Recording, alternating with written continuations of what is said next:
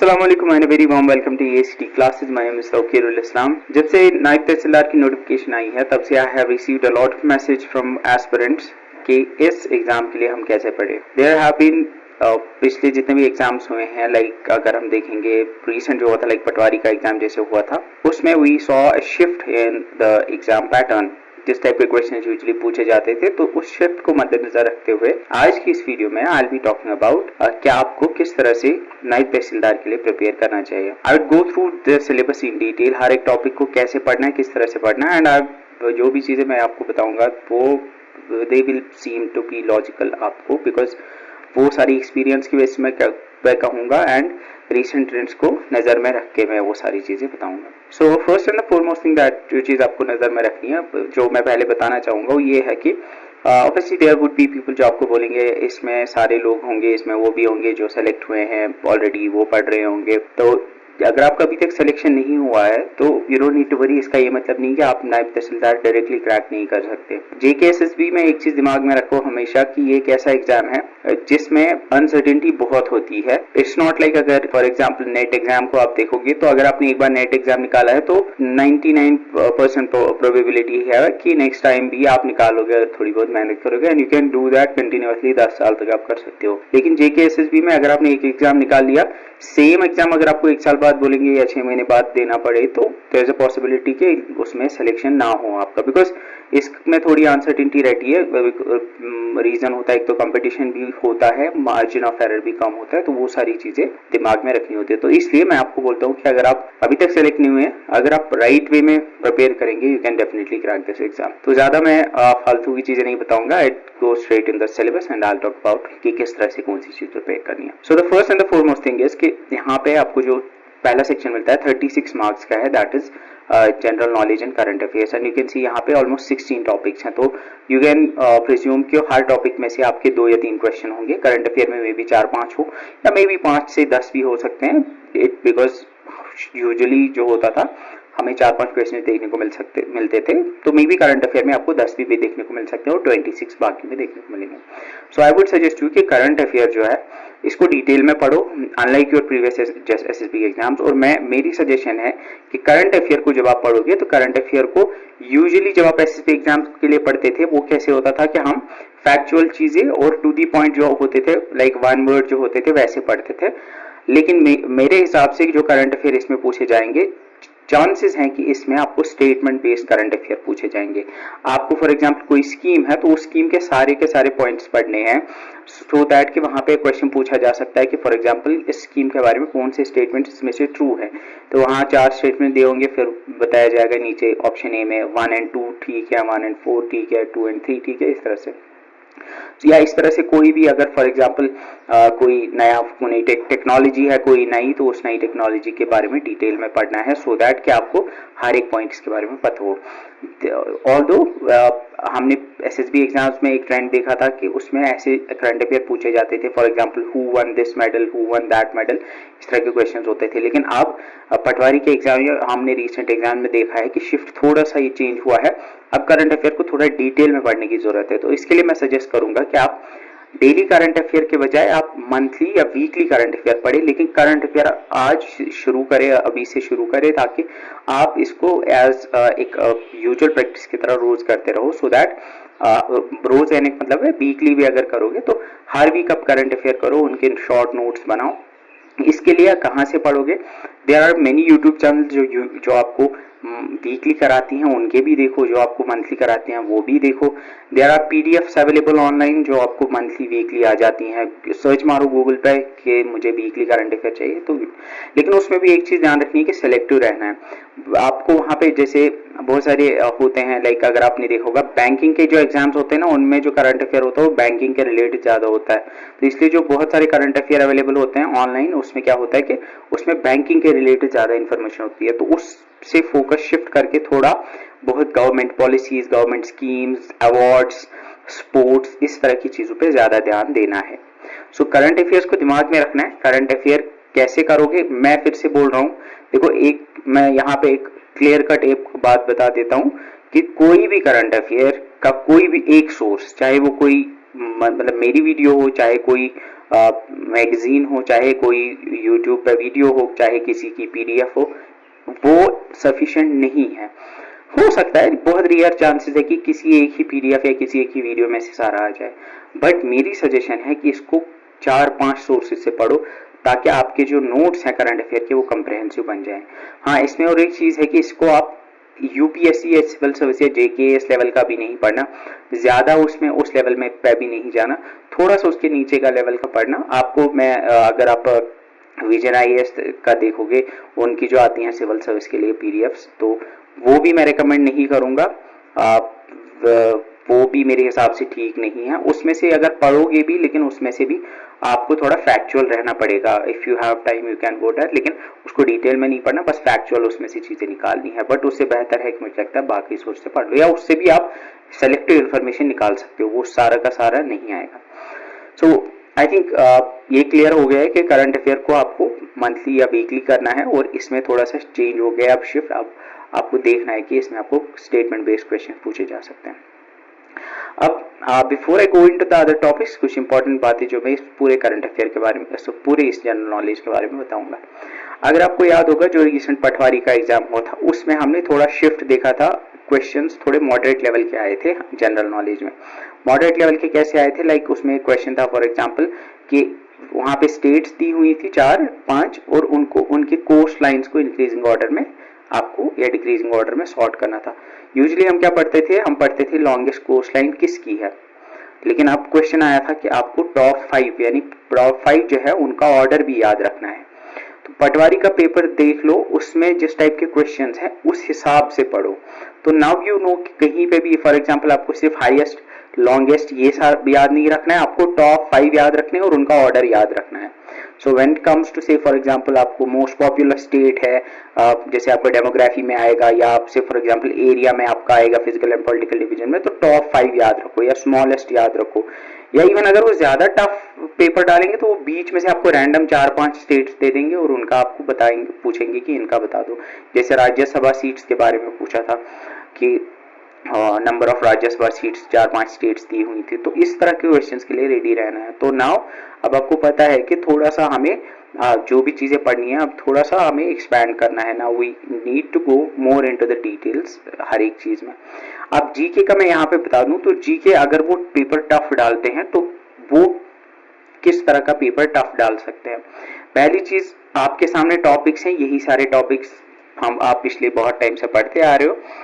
अब इसमें जो भी आपको मतलब चीज टॉपिक्स दिए हुए हैं, वो सारे के सारे टॉपिक्स मुझे लगता है आपने ऑलरेडी पढ़े होंगे, एक दो को छोड़ के। तो अब इसमें नया क्या हो सकता है? अब ऑब्वियसली जो नया हो सकता है वो दो तरह से हो सकता है। या एक तो ये हो सकता है कि ये इसी टॉपिक में बहुत ही ज्यादा डिटेल में जाएंगे। फॉर एग्जांपल आपका physical and political division of India and world है, तो आपने physical and political division of world पढ़ा था, आपने ऊपर से सारे कॉन्टिनेंट्स को पढ़ा था, लेकिन अब एक कॉन्टिनेंट के भी डिटेल में जाएंगे। अब आपको हर एक कॉन्टिनेंट में याद रखना है कौन सी लेक, टॉप 5 लेक्स कौन सी है, टॉप 5 रिवर्स कौन सी है, या टॉप 5 माउंटेन पीक कौन सी है। आपको इवन देखना है कि जो हर एक कॉन्टिनेंट में लाइक जो बड़ी बड़ी वाटर बॉडीज है उनके सराउंडिंग कौन सी कंट्रीज हैं। तो इस तरह से आपको अब डिटेल में जाना पड़ सकता है। दूसरा है, आपको थोड़ा एक्सपैंड करके पढ़ना पड़ेगा। एक्सपैंड करने का मतलब है कि फॉर एग्जांपल जैसे आप यहाँ पे if I take the example of say science and technology की बात करते हैं। साइंस एंड टेक्नोलॉजी में आप चलो ये तो थोड़ा इसमें तो बहुत दूर तक जा सकता है इंसान, लेकिन will take about some other example.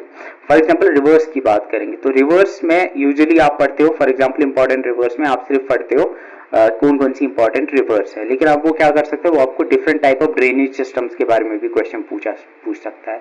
फिर आपको बता सकता है कि आप बताओ इंडिया के इस रीजन में कौन सा drainage system, drainage type basically.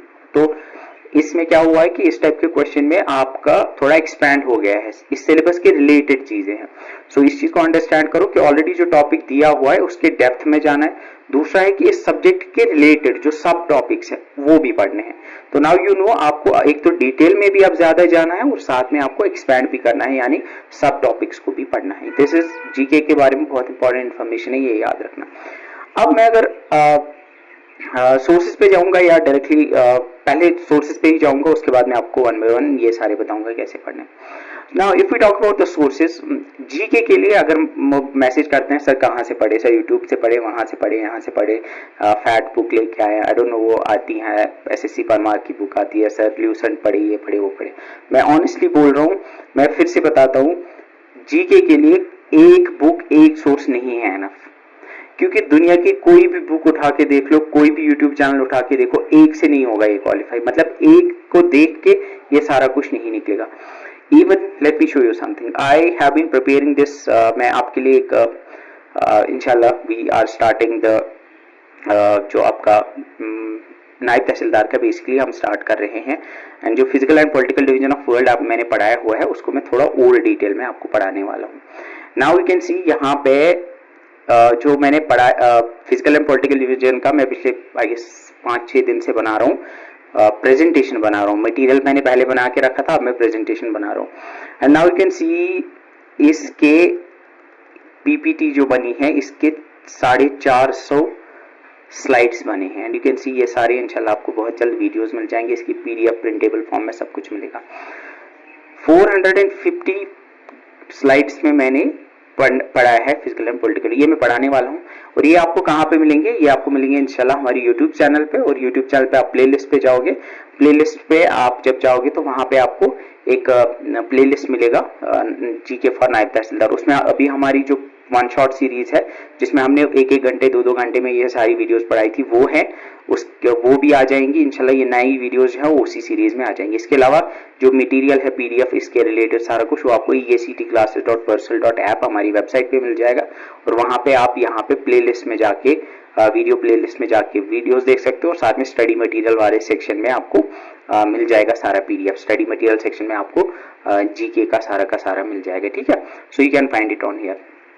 तो कमिंग बैक, अगर हम यहाँ पे बात करें तो मैं अगर आपको बताऊं कि कहने का मेरा मतलब ये था कि इवन मैंने यहाँ पे अगर physical and political division of India of world को अगर मैंने 450 स्लाइड्स में पढ़ाया है, तब भी मैं आपको बोलूंगा कि there is a chance they can come up with a question जो मैंने नहीं पढ़ाया हो इस टॉपिक में से, जो मैंने कवर ना किया हो। Because physical and political division of India लिखने से उनको क्या, ऑफ वर्ल्ड लिखने से उनको क्या होता है कि उनको पूरी की पूरी फिजिकल ज्योग्राफी जो है वो उसमें से चॉइस है, दे can come up with a question. So what I would suggest you is कि पूरे जीके में मोस्ट ऑफ द टॉपिक्स जो हैं उनको आप physical political division of India and world है जैसे, या इंडियन नेशनल मूवमेंट है, जैसे पॉलिटी है, ऐसे ही साइंस एंड टेक है, इसको एक सोर्स से मत करो, इसको एटलीस्ट 2-3 सोर्सेज से करो, मिनिमम 3 सोर्सेज से करो, लेकिन अच्छे सोर्सेज से। यू कैन फॉलो अस, ये पे जो वीडियोस आएंगी डिटेल्ड वो बहुत ज्यादा डिटेल होंगे। मैं एक चीज आपको गारंटी दे सकता हूँ इंशाल्लाह कि उससे डिटेल्ड शायद नायब तहसीलदार के लिए कोई यूट्यूब पे वीडियोस नहीं होंगी। इसके अलावा आप मैराथन्स देखो, physical and political division of world, आप वर्ल्ड ज्योग्राफी की वीडियोस देखो, जितना हो सके डेप्थ में जाओ, क्योंकि एक बहुत इंपॉर्टेंट बात है नायब तहसीलदार के एग्जाम में कि यहाँ पे 30 सीट्स हैं, ओपन मेरिट की टोटल 75 सीट्स हैं। तो एक चीज ध्यान में रखना कि यहाँ एक मार्क बहुत मैटर करेगा, तो यहाँ एक मार्क आपको कमाना पड़ेगा, और यहाँ एक मार्क कमाने के लिए आपको शायद 1 महीने की मेहनत लगती है। जो आपके 60 नंबर आएंगे फॉर एग्जाम्पल आउट ऑफ 100, वो सबको आते हैं। 60 से 65 लाने के लिए जो 5 नंबर बढ़ाने होते हैं ना, उसके लिए 1 महीने की मेहनत लगती है, लेकिन 65 से 70 लाने के लिए 2 और महीनों की मेहनत लगती है। इसी तरह से जितना आप ऊपर जाते हो ना, हर एक मार्क्स बढ़ाने के लिए ना आपको ज्यादा मेहनत करने की जरूरत पड़ती है, तो इस चीज का ध्यान रखना। तो एक बहुत ही इंपॉर्टेंट सजेशन है मेरी तरफ से, अगर आप किसी का पेड कोर्स भी ले रहे हो, एक चीज पे फोकस नहीं करना है। एनसीईआरटी कहीं पे नहीं चलेगा, एनसीईआरटी जाके देख लो, रट लो, एनसीईआरटी लिख के देता हूं मैं, एनसीईआरटी अगर कितना भी पढ़ोगे इसका नहीं निकलेगा उसमें से सारा। So you have to make sure कि आप 2-4 सोर्सेज से पढ़ो और साथ में एमसीक्यूज करो। वो कहां से करोगे, कैसे करोगे, मैं बताऊंगा, ठीक है। तो ये दिमाग में रखना कि जीके के लिए, J&K जीके और जम्मू एंड कश्मीर, इसके लिए इसको एक सोर्स से मत करना, इसको मिनिमम 3 सोर्सेज से करना। यूट्यूब कर लो, बुक्स लेके आओ, ल्यूसेंट पढ़ो, जितना भी है, सो दैट कि जितनी इंफॉर्मेशन आपके पास ज्यादा होगी टॉपिक के रिलेटेड उतना इंपॉर्टेंट है।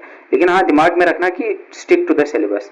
अब ऐसा नहीं कि आप कुछ और पढ़ने लग जाओगे, आपको physical and political division of India and world दिया हुआ तो आप फिजिकल ज्योग्राफी पढ़ने लग जाओगे, आप पढ़ने लग जाओगे कि टाइप्स ऑफ क्लाउड्स क्या होते हैं आप पढ़ने लग जाओगे, क्लाइमेट ऑफ इंडिया दिया हुआ है आप टाइप्स ऑफ क्लाउड्स पढ़ने लग जाओगे, physical and political division of India दिया हुआ है आप टाइप्स ऑफ रॉक्स पढ़ने लग जाओगे, टाइप्स ऑफ माउंटेन्स पढ़ने लग जाओगे। तो उस सब में नहीं जाना, syllabus stick to the syllabus, लेकिन डेप्थ में जाना।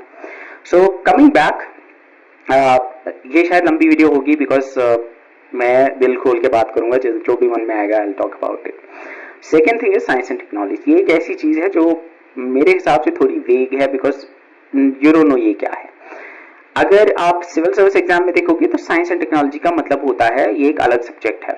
तो इसमें दो चीजें हैं, इसमें आप क्वेश्चन कैसे आएगा और आप कैसे पढ़ोगे। पहली चीज, इसमें साइंस में क्वेश्चन आएगा तो बेसिक साइंस पढ़ लेना, यानी फिजिक्स केमिस्ट्री और बायोलॉजी जो 10th लेवल तक की होती है, इवन 11th 12th में भी जो बेसिक कॉन्सेप्ट होते हैं वो पढ़ लेना। लाइक फिजिक्स केमिस्ट्री में फोर्सेज, आप फोर्स पढ़ते हो, आप फोर्स के बारे में, आप पावर के बारे में पढ़ते हो, आप इलेक्ट्रिसिटी के बारे में पढ़ते हो। इसी तरह से आप बायोलॉजी के बेसिक्स पढ़ो, ह्यूमन बायोलॉजी में आप सेल के बारे में पढ़ते हो, इसी तरह से केमिस्ट्री में आप पढ़ते हो। तो बेसिक साइंसेस पढ़ो, उसके लिए आप बुक लेके आ सकते हो। बेसिक साइंस की बुक आती है एरिहंत की, जो कॉम्पिटिटिव एग्जाम के लिए होती है, उसको अच्छे से पढ़ लो। इसमें से 2 मार्क्स आएंगे, लेकिन 2 मार्क्स के लिए मे बी आपको एक बुक पढ़नी पड़ सकती है। उसके बाद टेक्नोलॉजी है। टेक्नोलॉजी में क्या आ सकता है, इसमें स्पेस टेक आता है, इसमें आर्टिफिशियल इंटेलिजेंस, इसमें आपका बायोटेक्नोलॉजी आता है, इसमें नैनो टेक्नोलॉजी आता है, इसमें बहुत सारे ट्रेंडिंग जो आपके टेक्नोलॉजी के रिलेटेड है वो सारे आते हैं। अब इसमें क्वेश्चन आता है स्टैटिक में आ सकता है। फॉर एग्जाम्पल स्टैटिक में आ सकता है, आपको पूछ सकते हैं फॉर एग्जांपल बायोटेक्नोलॉजी में से कोई चीज पूछ लेंगे जो स्टैटिक है, लेकिन इसमें क्वेश्चन है मोस्ट प्रोबेबली इसमें से आपका करंट अफेयर में क्वेश्चन आ सकता है। लाइक S400 है, अब S400 आपने देखा न्यूज में रहा, अब इस पे क्वेश्चन आ सकता है। S400 टेक्नोलॉजी पे स्टेटमेंट 2-3 आ सकते हैं कि S400 इंडिया ने इस कंट्री से लिया है, S400 टेक्नोलॉजी जो है इसका रेंज इतना है, S400 टेक्नोलॉजी जो है ये इस टेक्नोलॉजी पे बेस्ड है। तो you have to make sure कि टेक्नोलॉजी में जो करंट अफेयर में है उन सारी चीज को डिटेल में रखना। उसके बाद we have environment, ecology and biodiversity. इसमें मैं ऑनेस्टली बोलूंगा कि जो मेरा विच आई पर्सनली फील, अब इसमें शंकर IAS की बुक पढ़ोगे, टाइम है तो पढ़ लो, अगर पढ़ी है तो ठीक है, but I would suggest you कि अगर आपने वो मैराथन देखा है 3.5 घंटे का मेरा, तो वो मुझे लगता है सफिशिएंट होगा। मतलब वल्लाहु आलम बाद में पेपर में क्या आएगा, लेकिन मतलब जो मेरा इंट्यूशन कहता है कि इसमें से जो मैराथन है उसमें मोस्ट ऑफ द चीजें कवर होती हैं। देन में इंडियन नेशनल मूवमेंट, इसमें आप इंडियन नेशनल मूवमेंट के बारे में पढ़ोगे। इसमें जो क्वेश्चंस मेरे हिसाब से आएंगे वो फैक्चुअल ही आएंगे, ज्यादा कुछ वो खतरनाक क्वेश्चन नहीं आएगा। इसमें फैक्चुअल क्वेश्चन जैसे पूछे जाते हैं, किसी मूवमेंट का डेट पूछा जाएगा या किसी फिगर के बारे में पूछ सकते हैं। तो इसमें भी आप ज्यादा डेप्थ में नहीं जाना, आपको पढ़ना है, फैक्चुअल पढ़ना, ध्यान रखना फैक्चुअल पढ़ना, ज्यादा एनालिटिकल नहीं पढ़ना। एनालिटिकल जैसे सिविल सर्विस के लिए पढ़ते हैं कि उसके for example if you go there some viceroy कोई इंडिया का रहा है, उसके मतलब जो पॉलिसीज रही हैं वो कैसी थी, क्या थी, उन सब के बारे में नहीं पढ़ना है। वो सिविल सर्विस के लिए ठीक रहता है। यहाँ पे आपको फैक्चुअल रहना, आपको बस याद रखना है कौन सा वाइसरॉय कब से कब तक था एंड वो सारी चीजें, ठीक है। उसके बाद तो ये कैसे कहाँ से पढ़ोगे, इंशाल्लाह इसके लिए भी मैं पहले तो नोट्स आपको डेफिनेटली मिलेंगे, वीडियो भी इंशाल्लाह का आ जाएगी, इस पे डिटेल वीडियो आएगी। तो इस पे एक अच्छी जो वीडियो मुझे मतलब दिखती है जिनके नोट्स भी हैं, there is I forgot the name of that person, JKSSB के लिए जो पढ़ाते हैं उनकी वीडियोज, अकाउंटेंसी वगैरह भी वो पढ़ाते थे, यूट्यूब पे वो है, आई फॉरगॉट हिज नेम, उन्होंने बड़ा अच्छा पढ़ाया, बहुत अच्छी वीडियोज में उन्होंने पढ़ाया, अच्छा पढ़ाया। उसके बाद physical and political division of India and world, जो ऑलरेडी मेरी मैराथन है वो देख लेना आप, और जो कमिंग भी मैराथन होंगी इंशाल्लाह वो मैराथन, मैं तो अब इसको शायद मैराथन में नहीं कर पाऊंगा क्योंकि एक टॉपिक पे शायद 6-7 घंटे लग जाएंगे, तो ये आपको वीडियो सीरीज मिल जाएगी इंशाल्लाह। तो मेक श्योर कि आप वो चीज देखो, और इसमें सिर्फ उस पर फोकस नहीं करना, इसके अलावा स्टडी IQ IAS उसका देख लेना मैराथन वीडियो, और भी 2-3 देखना SSC परमार का मैराथन, तो उनको क्लब टुगेदर अपने नोट्स बना लेना उनको देख के। तो इसमें भी फैक्चुअल चीजें ही पूछी जाएंगी, इसमें ध्यान रखना, आप पटवारी के पेपर को दिमाग में रख के पढ़ना। इंडियन इकोनॉमी, अब इसमें इंडियन इकोनॉमी में कौन सी चीजें पढ़नी है, कौन सी चीजें नहीं पढ़नी है, इस पे भी इंशाल्लाह वीडियो आएगी हमारी इंडियन इकोनॉमी। और इंडियन इकोनॉमी पटवारी के लिए आप कैसे प्रिपेयर करोगे वो मैंने आपको बताया था। अब यहाँ पे 1-2 मार्क्स आएंगे इसमें से मोस्टली। अब आप इसको सिविल सर्विस लेवल पे लाइक पूरी इंडियन इकोनॉमी जैसे रमेश सिंह की बुक आती है या बाकी बुक्स आती है, वो मैं रेकमेंड नहीं करूंगा। इसको आप ऊपर से पढ़ो, लेकिन बहुत सारी चीजें जो इंडियन इकोनॉमी में आती हैं वो सारी चीजें पढ़ो। इंडियन कल्चर एंड हेरिटेज, इसको मैंने डिटेल में कराया हुआ है, उसमें आप ऐड करो पेंटिंग्स और पढ़ लो, उसमें वो भी इंशाल्लाह मैं देखूंगा, I will cover them as well. और इस पे भी 2-2.5 घंटे की वीडियो है, तो इसको भी, उसमें भी फैक्चुअल क्वेश्चन ही पूछे जाएंगे। आप उसको आप एक्सपेंड कर सकते हो बाई स्टडिंग अबाउट जो कोई रिसेंट न्यूज में कोई फेयर रहा है, कोई या कोई डांस रिसेंट न्यूज में रहा, वो पढ़ लो, वो सारी चीजें आप एड ऑन कर सकते हो। उसके बाद क्लाइमेट एंड क्रॉप्स है, क्लाइमेट में जितना मुझे मैंने पढ़ा है उतना मुझे लगता है ठीक है, आप उसमें और भी पढ़ सकते हो, और भी चीजें आप ऐड कर सकते हो। उसके बाद क्रॉप्स ऑफ इंडिया में लेटेस्ट जो होगा, highest crop, largest crop producing states and all, वो सारी चीजें इंशाल्लाह हम कराएंगे। तो उसमें ये छोटे टॉपिक्स हैं कंपैरेटिवली, इसमें बाकी कंपेयर ट्रांसपोर्ट कम्युनिकेशन जो मैंने पढ़ाया वो बहुत है मेरे हिसाब से। इंशाल्लाह अगर कुछ नया डेवलपमेंट इसमें होगा वो भी मैं आपको बताऊंगा, और दो नई डेवलपमेंट्स इसमें नहीं है, but I will go through it as well. Demography, ये तो वही है, 2011 का सेंसस है, तब तक कोई आया नहीं, तो that would be same. Indian reverse, अगर आपको याद होगा मैंने ज्यादातर आपको नॉर्दर्न रिवर्स पे फोकस कराया था, लेकिन अब आप पेनिनसुलर रिवर्स को भी डिटेल में पढ़ो, उनकी ट्रिब्यूटरीज को भी अच्छे से पढ़ो, डैम्स को पढ़ो, सब कुछ डिटेल में पढ़ो। लेक्स ऑफ इंडिया ये मैंने बहुत डिटेल में कराया हुआ है, और भी लेक्स उसमें ऐड करना चाहोगे तो you can do that. Types of soil छोटा सा टॉपिक है, इसमें हर एक सॉइल के बारे में पढ़ना, कौन सी सॉइल कहाँ पे पाई जाती है वो सारी चीजें पढ़ना, किस सॉइल में कौन सा क्रॉप ग्रो करता है वो सारी चीजें डिटेल में पढ़ना। डिजास्टर मैनेजमेंट ये मैं इंशाल्लाह कराऊंगा, इसके मैंने नोट्स ऑलरेडी प्रिपेयर किए हुए हैं, आप मुझे इसकी वीडियो बनानी है। तो डिजास्टर मैनेजमेंट में हम पढ़ेंगे डिजास्टर मैनेजमेंट, डिजास्टर क्या होता है, डिजास्टर मिटिगेशन क्या होता है, SDRF NDRF के बारे में पढ़ेंगे, या इंडिया में जो लेजिस्लेशन हैं इसके रिगार्डिंग वो सारी चीजें डिटेल में पढ़ेंगे। इलेक्शन कमिश्नर ऑफ इंडिया, इसमें हमें पूरा इलेक्शन कमीशन को पढ़ना है, इलेक्शन कमीशन उसमें सारे, ये सिर्फ इलेक्शन कमिश्नर को आप स्टिक नहीं करना, इसको डिटेल में करना है। इसके भी नोट्स मैंने बनाए हुए हैं, इंशाल्लाह go through that. Constitution of India, ये मैंने डिटेल में पढ़ाया हुआ है, 6 घंटे की मैराथन वीडियो है, आप वो देख सकते हो, 5 घंटे की। इसमें पूरा आप मेन आर्टिकल्स, पहले मुझे लगता है DPSPs तक तो सारे आर्टिकल्स पढ़ लेना, उसके बाद अगर आप मेन राइट्स पढ़ोगे तो वो कवर हो जाएगा, और इसकी हिस्ट्री वगैरह वो सारी चीजें, इसकी वीडियो ऑलरेडी अपलोडेड है, वो आपको मिल जाएगी। ह्यूमन राइट्स में ह्यूमन राइट्स क्या होते हैं, टाइप्स ऑफ राइट्स, इसके अलावा वर्ल्ड लेवल पे कौन से लेजिस्लेशन पास हुए हैं, या इसके अलावा नेशनल लेवल पे कौन से हमारे कमीशन वगैरह हैं, वो सारी चीजें इस पे भी नोट्स मैंने बनाए हुए हैं, तो इंशाल्लाह ये सारा डिटेल में कवर करूंगा। तो आई थिंक आपको क्लियर हो गया होगा कि इस जनरल नॉलेज को आप कैसे पढ़ना है। इसको मल्टीपल सोर्सेज से पढ़ना है, 2-3 सोर्स से, लेकिन दिमाग में एक चीज रखना कि ज्यादा भी डाइग्रेस नहीं होना कि आप एक ही टॉपिक को इतना पढ़ने लग जाओ कि बाकी सारे रह जाएं। तो इसको पढ़ना डिटेल में, लेकिन ऐसे भी नहीं कि एक टॉपिक के लिए पूरी एक बुक पढ़ोगे, आप वो भी नहीं करना। फैक्चुअल पढ़ना, लेकिन बहुत सारा पढ़ना, ज्यादा फैक्ट्स जितने याद होंगे उतना अच्छा है। General knowledge with special reference UT of JNK, ये ऑलरेडी मैंने 6 वीडियोस में कराई हुई है, इसमें मैं एक बात बोलूंगा, लेकिन मेरी अभी 10 वीडियोस में इंशाल्लाह आने वाली है। मैंने 10 वीडियोस का मटेरियल बनाया हुआ है, अब मुझे इंशाल्लाह उसमें वीडियोस बनानी है, वो मैं इंशाल्लाह कराऊंगा, उसमें सारा कवर हो जाएगा, वो बहुत डिटेल में होगा। और पटवारी को पेपर को अगर देखोगे, उसमें भी अगर आप देखोगे तो उसमें 1-2 क्राफ्ट्स के बारे में उन्होंने पूछा हुआ था जो ज्यादा नहीं पता होते हैं, लेकिन मेरे नोट्स में आई वाज चेकिंग देम, तो उसमें मैंने वो ऐड किया अल्हम्दुलिल्लाह। वो अभी आए नहीं है, लेकिन पेपर उसके बाद मैंने देखा था, तो वो चीज दिमाग में रखना कि they are now asking about things जो शायद आपको प्रोमिनेंटली बुक्स वगैरह में भी नहीं मिलती है। तो इसको कैसे पढ़ोगे, मेरी वीडियो सीरीज इंशाल्लाह जो आएगी, मेरे नोट्स आएंगे, उनको पढ़ो। बुक अगर आपके पास स्पेक्ट्रम पब्लिकेशन, खलील पब्लिकेशन की है, 2-3 बुक्स लेके आओ, उनको पढ़ो। तो अगर आपने ऑलरेडी पढ़ी हुई हैं तो रिवाइज कर लो फिर से, और मेरी इंशाल्लाह जो भी वीडियो सीरीज आएगी वो सफिशिएंट होगी। उसके बाद आपका जनरल इंग्लिश है। अब जनरल इंग्लिश JNK GK में भी मैं what I am presuming is कि इसमें इजी क्वेश्चंस आएंगे, बाकी का मुझे नहीं पता, इस वाले में थोड़े डिफिकल्ट क्वेश्चंस आ सकते हैं, लेकिन JNK GK मेरे हिसाब से इजी होगा, बिकॉज JNK GK में नहीं है उतना कुछ है, जो छोटी छोटी चीजें हैं जो मैंने बताई वो मैं आपको बताऊंगा वीडियोज में। इंग्लिश के रिगार्डिंग में एक चीज कहूंगा कि इंग्लिश एक स्कोरिंग सब्जेक्ट होना चाहिए आपके लिए। अगर 24 में से 24 नहीं आएंगे, अगर पेपर टफ भी हुआ तो टफ भी 20+ आपका स्कोर होना चाहिए। अगर पेपर मतलब मॉडरेट आया तो 20+ आने चाहिए, बिकॉज इंग्लिश एक ऐसी चीज है कि ये आप कर सकते हो इसमें, अगर आप ठीक ठाक, अगर आपने ग्रामर वमर नहीं पढ़ा है, लेकिन अगर आपको इंग्लिश पे होल्ड है, अगर आप मतलब इंट्यूशन से क्वेश्चंस ठीक कर पा रहे हो, तो आपको 24 में से 24 भी इसमें आ सकते हैं। तो मैं रेकमेंड करूंगा कि इसके लिए आप क्या करो कि इसके लिए क्वेश्चंस करो, बहुत सारे क्वेश्चंस करो, जितने हो सके क्वेश्चंस करो। आप कहाँ से क्वेश्चंस करोगे आप? यहाँ पे ये चीज मैं बोलूंगा कि ऊपर वाले, जैसे जेएन के ऊपर वाला जो जनरल नॉलेज है, करंट अफेयर है, इसके एमसीक्यूज आप कहाँ से करोगे? मैं रिकमेंड करूंगा आप एसएससी लेवल के एमसीक्यूज करो, आप एनडीए लेवल के एमसीक्यूज करो, बाकी यूपीएससी जेके एएस लेवल के एमसीक्यूज नहीं करने। तो याद रखना एसएससी और एनडीए लेवल के टफ भी जो होंगे वो भी करने, उस लेवल के क्वेश्चन आएंगे। इंग्लिश भी आप एसएससी लेवल का करो, आईबीपीएस लेवल का करो, यानी बैंकिंग एसबीआई पीओ के जो होते हैं वो करो। कहाँ से निकालोगे? आपको ऑब्वियसली पीडीएफ पड़ी हुई है बहुत सारी, यूट्यूब इंटरनेट पे डाउनलोड हो जाएंगी।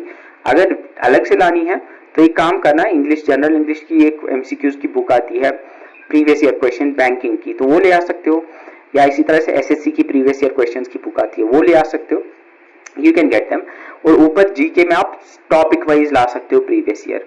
और देयर इज ए पीडीएफ, एक 1000 एमसीक्यूज की पीडीएफ है, उसमें मोस्टली सारे टॉपिक्स आएंगे, वो मैं शेयर करूंगा, उसमें भी आपको मिल जाएंगे। इंशाल्लाह मैं भी आपको बहुत सारे एमसीक्यूज बना के दूंगा एंड वो मैं आपको शेयर करूंगा, ठीक है।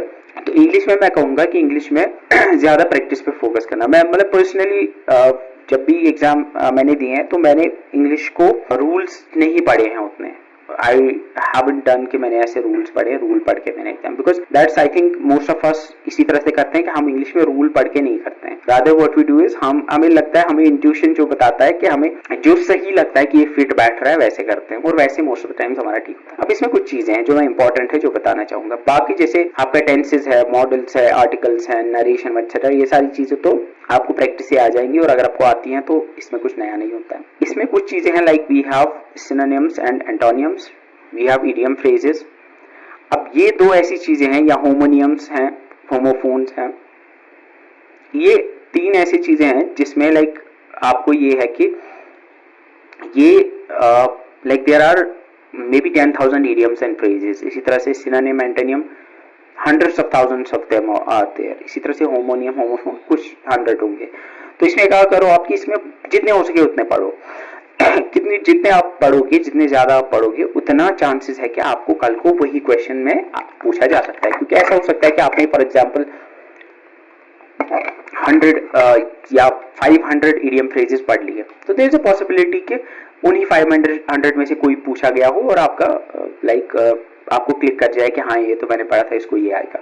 तो मैं रिकमेंड करूंगा कि इसके पढ़ो। देयर आर मैराथन्स अवेलेबल, बहुत सारे टीचर्स ने कराए हुए इडियम फ्रेजेस पे, होमोनियम्स पे, होमोफोन्स पे, सिनोनिम एंटोनिम पे, तो वो 50, और सिनोनिम एंटोनिम तो थोड़ा बड़ा है बिकॉज किसी भी हजारों वर्ड्स ऐसे, but there are some hot words. और एक चीज है कि यहाँ पे मैं एक बात बोलूंगा कि एसएससी प्रीवियस ईयर पेपर्स जो है, या आईबीपीएस प्रीवियस ईयर पेपर्स जो है, उसके क्वेश्चन हो सकता है कि रिपीट हो जाए। तो अगर आप करोगे तो आई हैव सीन जेकेएसपी उठाता है बहुत बार क्वेश्चंस जो आपके इंग्लिश में होते हैं या बाकी टॉपिक्स में भी, वो एसएससी प्रीवियस ईयर पेपर्स में से होते हैं। तो उस चीज का दिमाग में रखना। तो इसको बस पढ़ लेना, लाइक होमोनियम, होमोफोन 1000 पढ़ लेना, 500 पढ़ लेना। ये नहीं कि हर एक एग्जैक्टली याद होना चाहिए, एक दो बार नजर मार लेना, दिमाग में जितने बैठ जाएंगे ना, खुद को परेशान नहीं करना, जितने याद रहेंगे बस उतने, ठीक है। 2-3 बार पढ़ के ये नहीं करना कि एग्जैक्टली रात को बैठोगे फिर याद करोगे, अच्छा इसका क्या था, उसका क्या था, इसकी क्या मीनिंग थी, उसकी क्या मीनिंग थी, उतना अपने दिमाग पे जोर नहीं डालना है। यू जस्ट रीड देम, अपने आप को थोड़ा रिलैक्स करो, लेकिन पढ़ो, जितना हो सके उतने ज्यादा इसको पढ़ो। उसके बाद we have knowledge of IT यानी कंप्यूटर्स के 18 मार्क्स है। ये चीज एक ऐसी चीज है जो मुझे लगता है कि जैसे एसएसबी के बाकी एग्जाम में आता रहा है वैसे ही आएगा इंशाल्लाह। इसमें जो ऑलरेडी हमने अगर आपको पता होगा, हमने 2 वीडियो सीरीज में इसको कवर कराया हुआ है। एक में हमने अराउंड 50-60 वीडियोस अपलोड किए हैं, 60+ वीडियोस, उसमें मैंने बहुत डिटेल में कराई हुई चीजें, वो आप देख लो। पीडीएफ उसकी फ्री ऑफ कॉस्ट अवेलेबल है, आपको वेबसाइट पे मिल जाएगी। अब इसमें एक्स्ट्रा जो है वो है रिमोट सेंसिंग, जीआईएस। इंशाल्लाह ये मैं डिटेल में कराऊंगा, इसकी टेंशन नहीं लेना। बाकी ये सेम है जो एसएसबी के एग्जाम में होता है, एग्जैक्टली वही है, इसमें कुछ नया नहीं होगा। Then we have reasoning. अब यहाँ पे एक चीज मैं बताऊंगा, कंप्यूटर में भी कोशिश करना कि 18 ना सी, लेकिन 16-15 नंबर तो आने चाहिए, जैसा नॉर्मल पेपर आता है उसमें। तो ये भी एक अच्छा सब्जेक्ट है, क्योंकि इसमें एक चीज है कि इसमें कुछ ये थोड़ा कॉन्सेप्चुअल भी है, इसमें ज्यादा फैक्चुअल चीजें नहीं है। अगर आपने समझा है कंप्यूटर साइंस का fundamentals, if you know the working of all the components of a computer, आप कर पाओगे चीजें, क्लिक आप कर पाओगे। तो इसमें प्रैक्टिस करना बहुत सारे क्वेश्चंस की, जितने हो सके उतने क्वेश्चंस की प्रैक्टिस करना, ताकि आपको प्रॉपर अंडरस्टैंडिंग हो। And I would highly recommend you कि जो मेरी 60 वीडियोस की आपके पास है, वो 60 वीडियोस हैं, लेकिन वो 10-10 मिनट 5-5 मिनट का भी कोई वीडियो है, तो वो ज़्यादा 30 घंटे तक मैक्सिमम होंगे उसमें टोटल। मैं रेकमेंड करूंगा कि वो देख लेना, बिकॉज वो बहुत डिटेल में है और वो उसका जो अप्रोच है पढ़ाने का वो बहुत डिफरेंट है बाकियों से। तो मैं इंस्टेड ऑफ कि मैं आपको बस बताता कि ये है ये है, मैंने आपको एग्जैक्टली चीजें समझाई हैं कि कैसे काम करता है। और अगर आपको सच में समझ आया हो कि कंप्यूटर कैसे काम करता है, तो आपको खुद ब खुद कल को कोई टफ क्वेश्चन भी आएगा वो भी क्लिक कर जाएगा। उसके बाद we have the last part, that is reasoning. अब इसमें मैं एक चीज बताऊंगा, ये दिमाग में रखना, इसमें 18 में से 18 करके आने हैं। एक भी क्वेश्चन इसमें छूटा तो यू शुड रिग्रेट कि आपको एक भी क्वेश्चन गलत क्यों हुआ। ये एक ऐसा सब्जेक्ट है जिसमें एक भी मार्क आपका नहीं छूटना चाहिए, गिवन कि वहां पे ज्यादा टफ पेपर ना आए। इसको सिंपली करना क्या है कि हर एक टॉपिक जो दिया हुआ है ना, उसको इतनी प्रैक्टिस करो, सिंपल, मीडियम और टफ लेवल के क्वेश्चंस की, सारे के सारे लेवल क्वेश्चंस, एसएससी के, आईबीपीएस, पीओ के सारे क्वेश्चंस करो, ताकि इसमें एक भी क्वेश्चन आपको ना छूटे। सिर्फ इन्हीं टॉपिक्स पे करना जो यहाँ दिए हुए हैं, वहां पे बाकी टॉपिक्स के भी होंगे। तो मैं फिर से बोल रहा हूं, इसमें एक भी मार्क अगर आपका छूटा तो वो मेरे हिसाब से आपकी बदकिस्मती होगी। तो इस पे फोकस करना कि इसमें 18 में से 18 मार्क्स आएंगे। इस पे जितना हो सके ध्यान इस पे देना। अगर इसमें कमजोर हो इस पे ध्यान दो, अगर इसमें अच्छे हो इसको प्रैक्टिस करो, ताकि इसमें आपको कोई क्वेश्चन ना गिरे कल। तो ये दिमाग में रखना कि रीजनिंग में आपके 18 आउट ऑफ 18 आने चाहिए। कंप्यूटर में आपके 2-3 भी अगर गलत होते हैं तो चल जाएगा। इंग्लिश में भी अगर 2-3 गलत होते हैं चल जाएगा। जीके में मैं स्कोप रखता हूँ, ये टोटल आपके 60 मार्क्स हैं। तो अगर इसमें आपके 50, अगर मॉडरेट पेपर आता है जैसे आता है जीके का उसका, अगर इसमें आपके 50 से कम 45 नंबर भी आते हैं तो 45 मेरे हिसाब से बहुत है। इसमें 45 इज एनफ। मैं अब पेपर पे डिपेंड करता है, हो सकता है कि वो आपको ऐसा पेपर दे जिसमें जीके में 36 में से फॉर एग्जांपल 20 भी बहुत हो। ऐसा भी तो हो सकता है कि कट ऑफ 70 भी हो, बिकॉज अगर पेपर बहुत टफ डाला उन्होंने तो 70-80 पे भी हो सकता है। बहुत टफ अगर डाला, ये बहुत मतलब बहुत ज्यादा टफ। अगर पेपर मतलब मीडियम थोड़ा डाला तो मे बी 80-85 पे जाएगा। जैसा आता है यूजुअली पेपर वैसा हो तो कट ऑफ 95 तक जा सकता है। तो अभी कट ऑफ के बारे में मत सोचना, prepare yourself for the toughest level paper से लेके इजी लेवल पेपर भी खुद कवर हो ही जाएगा। तो दिमाग में रखना कि जीके जितना एक्सपैंड कर सकते हो, जितना डेप्थ में जा सकते हो, क्योंकि इसमें एक चीज है, मैं फिर से बता रहा हूँ, इसमें आप कितना भी पढ़ोगे ना, still I can come up with questions जो आपने नहीं पढ़े होंगे, क्योंकि ये बहुत डाइवर्स है। तो इसमें जितना आपसे हो सकता है ना उतना डाइवर्स पढ़ो, 4-5 सोर्सेज से पढ़ो, लेकिन हाँ स्टिक टू द सिलेबस जो मैंने बात बोली। इसके अलावा इंग्लिश में मैंने बोला कि इसमें आप रूल्स पे फोकस नहीं करना, इस पे आप प्रैक्टिस पे फोकस करना और 20-22 नंबर की कुछ स्कोर करने की कोशिश करना। आईटी में मैंने बोला 18 भी ला सकते हो, लेकिन 15 प्लस वुड बी सफिशिएंट। और जो आपने ऑलरेडी पढ़ा हुआ है ये वही है। अगर आपके 15 प्लस आ रहे हैं दैट मीन्स आपको अच्छे से आता है। इसके बाद रीजनिंग, इसमें 18 आने चाहिए। मॉक टेस्ट दोगे रीजनिंग के तो उसमें भी कोई भी मार्क्स इसमें नहीं करना चाहिए। सो आई थिंक मैंने बहुत सारी चीजें बोली हैं, शायद रैंडमली भी इधर उधर कुछ बोला मैंने, मुझे नहीं पता, मैं इधर उधर चला गया। बट आई थिंक जिन लोगों को समझना होगा उनको समझ आ गया होगा कि मैं क्या बोलना चाहता था और कैसे पढ़ना है। एंड ऑनेस्टली ये जो मैं आपको बता रहा हूँ ना, अगर मैं प्रिपेयर कर रहा होता इस एग्जाम के लिए तो मैं ऐसे पढ़ता। मैं ऑनेस्टली बोल रहा हूँ, मैं ऐसे पढ़ता, जैसे मैंने बोला आपको एग्जैक्टली मैं ऐसे पढ़ता और इसी तरह से मैं फोकस करता।